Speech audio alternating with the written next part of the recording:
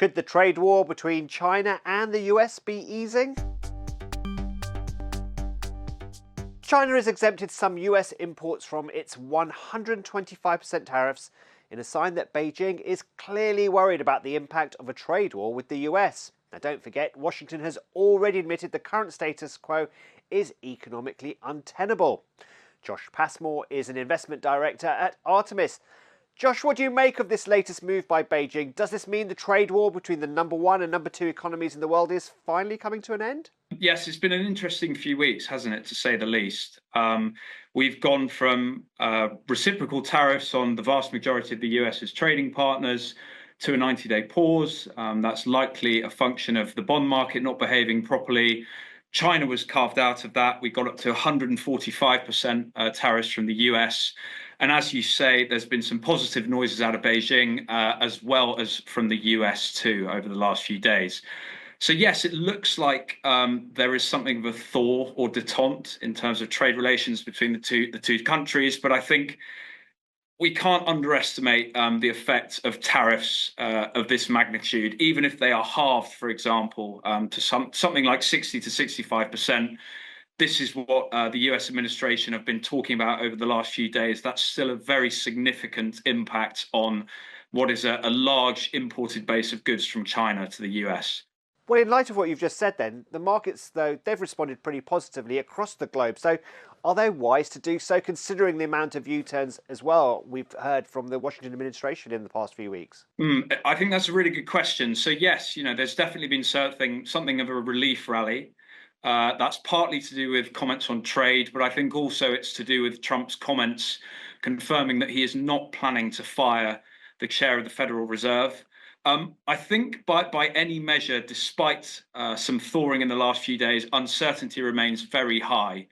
And actually confidence or maybe even complacency that we had coming into this year with the trade effectively being buy US assets at any price, with the sort of the CAPE ratio of the S&P 500 being into the high 30s, I think that has definitely been shaken. The key question, I think, going forward is, even if we continue to get a thawing of relations and some more sort of joined up thinking on trade between the US and China, is whether that confidence in US assets has been permanently shaken or not. That's really important. Well, another boost for market sentiment was the results from Google parent Alphabet. What do you make of them and what they actually said on AI boosting returns? It's interesting, isn't it?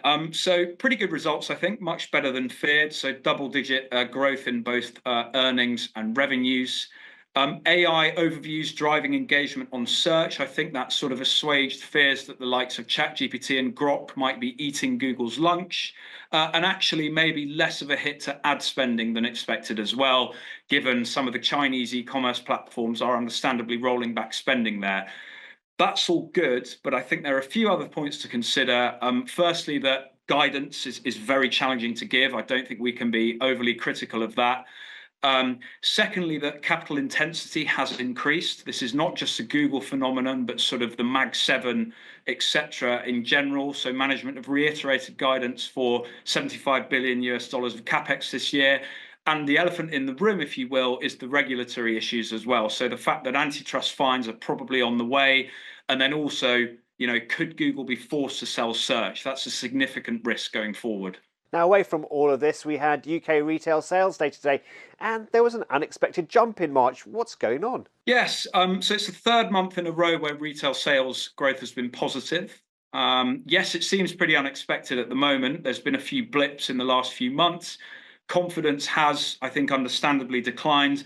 But actually, if we look back over the last 2 or 3 years, the UK consumer has continued to outperform expectations, very gloomy expectations. Consumer keeps spending. I mean, our interactions with the banks and the retailers suggest that there's very few signs of stress.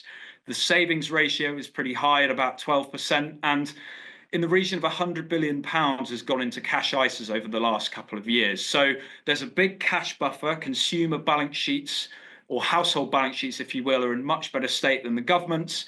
And actually, what's going on in terms of uncertainty about growth, maybe some spare capacity from Asia as a result of tariffs as well, could also be positive for disinflation and some more rate cuts. So I think it's just another example of the UK economy chugging along reasonably well and better than we might have expected. And that was Josh Passmore from Artemis. And don't forget, you can watch more videos on Reuters.com.